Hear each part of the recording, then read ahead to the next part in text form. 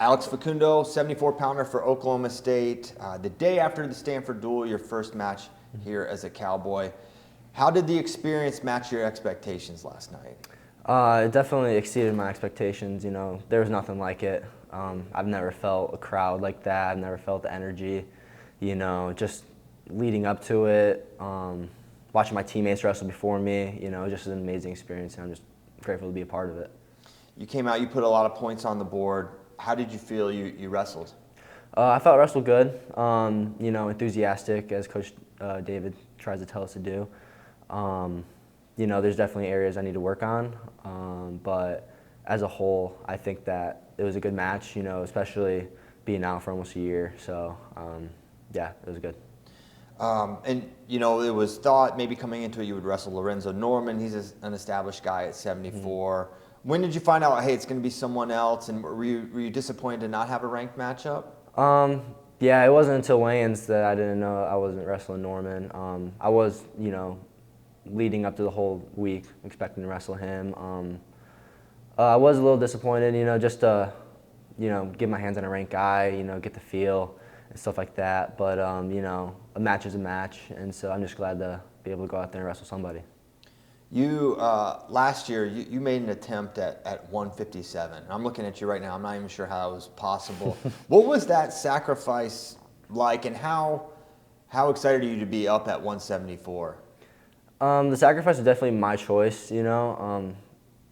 In the summer, I saw an opening there, and I was like, I'm just going to, you know, I'm going to attempt to do it. And I just had to stay really disciplined, you know. It didn't work out for me, but, you know, I am glad that I did that because it definitely did teach me a little bit more about myself, just about my mentality, discipline, you know, stuff like that. So I think it was definitely beneficial. Just wasn't my year, just wasn't the right choice, you know, wrestling-wise.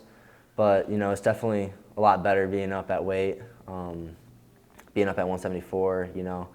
I'm not going into practice worrying about weight. I'm going in there just worrying about how to get better. And, you know, I could definitely feel it in my conditioning, the way that I carry myself throughout the week, and just the energy that I bring. Yeah. You made the decision to come here last spring. Just talk about that decision, what the factors that went into it, and you know, how it's been since you got to Stillwater. Yeah, the decision was kind of a no-brainer, you know. David and Jimmy, when I was at Penn State, those were my guys. Those are who I went to, you know, every day. And, you know, I was sad to see that they were leaving. And then yeah, it was just time for me to go somewhere else, I felt like, you know. And I'm so happy that I came here, you know. Stillwater's been great. There's nothing, just, you know, just wrestling, you know. That's all it is. And I'm just happy that I'm in a room where I walk in, it's just smiles every day. You know, we work hard, but at the end of the day, smiling, joking around. You know, David and Jimmy really take me under their wings. Got really close with Coach Caldwell, Coach Ward, Coach Roper. You know, we have a great staff here, and we have a great team. You know, and so I think this was the best decision I made, and for my wrestling career and just as a person. Yeah, and for, you know, you talk about the team. You got a lot of, I mean, right around you, you've got D. Lockett below, you've got Zach Ryder above, you've got a bunch of people around your weight.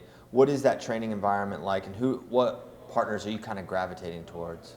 It's amazing because, you know, you have a lot of guys with different styles. You know, each one from Landon all the way up to Ryder, they all wrestle different, you know, and I try to get my hands on anybody I can. You know, having DJ here too, you know, last season national champ, you know, is not a better room to be in for me.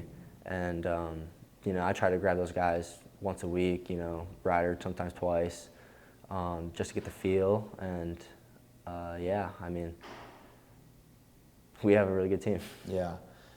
What did you learn from your freshman year of wrestling? You had a solid campaign, tough NCAA tournament. What have you learned over the past 2 seasons that you're kind of applying? Like, all right, if I want to achieve being a national champion, I need to do X, Y, and Z. What are those things as you've identified them? The biggest one was just honestly learn how to wrestle again. You know, learn how to wrestle for myself. Learn how to just win every position, not focusing on the outside noise, which is what coming into college I was, you know, really focused on, unfortunately. And you know, David reiterated it. Just just win every position. You know, don't worry about the end of the match. You know, don't worry about trying to get your hand raised. You know, worry about winning each position, each 30 seconds. You know, in the match. You know, if you win that, you know, then the winning will come along with it. And you know, being in a great room like Penn State, and then being in a great room here, you know, you learn a lot. You learn a lot about wrestling. You got a lot of different minds you can pick, and yeah, just biggest thing was just learn how to wrestle for myself, and just win each position instead of just a match. When you talk about outside noise, is that, hey, joining the best program in the country, being a top recruit? Is it just those outside factors of expectation? Is that kind of what you mean?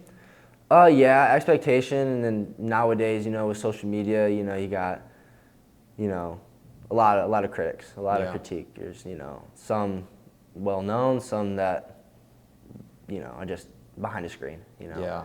And either way, like, it can get to you. And you know, when I was younger, it did, you know, because that's what I thought it was all about. You know, it was all about trying just to be liked by everybody, but you know, that's not the case. You know, Coach Jimmy said yesterday, like, you're your biggest critic. You know, that's all you need to worry about. You know, not inhaling losses, not inhaling wins, but just focusing on how you can get better after each match. How many years of eligibility do you have left? I know you took the Olympic in 24. Yeah. Yeah, I have 2 right now because of the red shirt, and then possibly 3 with my medical red shirt last year. So Gotcha. Yeah. So last year could be a potential medical, but that status is unknown at this point. Yeah, I'm just focused just the 2 years for right now. Gotcha. And then we'll see at the end. Okay, makes sense. All right, next week, big test, national duels. You're gonna have you're gonna wrestle a lot of good guys, but right away you're gonna have likely Ruiz from Cornell. That's the round 1 matchup. Did you get a chance to watch him at the All-Star Classic? How familiar are you with Simon? I saw clips. I didn't see the whole match. I'm not too familiar with Simon. I know he's a good wrestler, but I am actually very excited to wrestle. You know, I'm just excited to go out there and compete. You know, I have nothing to lose anymore. You know, I mean, I'm just going out there to wrestle. You know, I don't really care. You know, rankings. I mean, I'm number 17, so you know, I'm not even supposedly in the title contention. So that just, you know, makes it a lot more freer just to go out there and wrestle. And I am happy to, you know, have a high-ranked guy, you know, and if our team does well the whole tournament, which I think we will, I mean, I'll get 3 top 5 guys right away, you know, and then, so that's what, like, I'm excited for, you know. Yeah. Just to challenge myself right away at the beginning of the season, set the tone. You know, I talked to D. Lockett earlier, and he's talking about Garvin. He's like, yeah, I know he likes to do this. He likes, when you snap, he likes to look low single, blah, blah, blah. He, like, knew all this stuff about Hunter, and, like, clearly had watched him a lot. And it's always funny talking to wrestlers, because some, like, really dive in to that and, like, what their opponents do, and some are maybe more like you. Like, how did you kind of arrive at, like, I'm not going to watch a ton on this guy. I'm not going to concern myself with that. How did you kind of arrive at that tactic? Yeah, like, when, for me at least, when you watch a lot of film, you try to focus on what they do. You know, you try to focus on, all right, how do I stop this? How do I stop that? And in doing that, you stop yourself from doing what you do. You know, your whole, you know, the whole summer of training, all your life. And so, yeah, I don't try to dive too much in to film just because I just want to focus on what I'm going to do, and you know, and what I do works for me. So I'm not going to change it up for anybody. Yeah, definitely. What was it like? You know, when guys get walked out by Diego Lopes, the music starts playing, and y'all have this long walk to the arena. What was that experience like? Can you hear the crowd? Because, like, as soon as y'all came on screen, it popped. Are you feeling that? And what was that experience like for you? It was awesome. I didn't even know that Diego was walking us out until the day before, you know. And you know, I texted him and I was like, I'm excited for you to walk us out.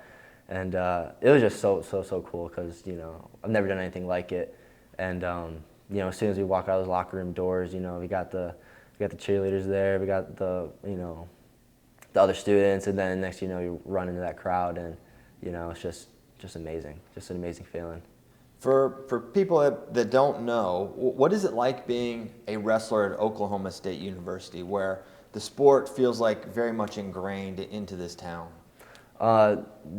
Casey said it before, you know, this is Wrestletown, USA, you know. I mean, the second day I was here, you know, I was in Walmart, and I'm just walking around and then someone just says welcome, you know. Really? Yeah, welcome, and I was like, wow, like this is for real, you know.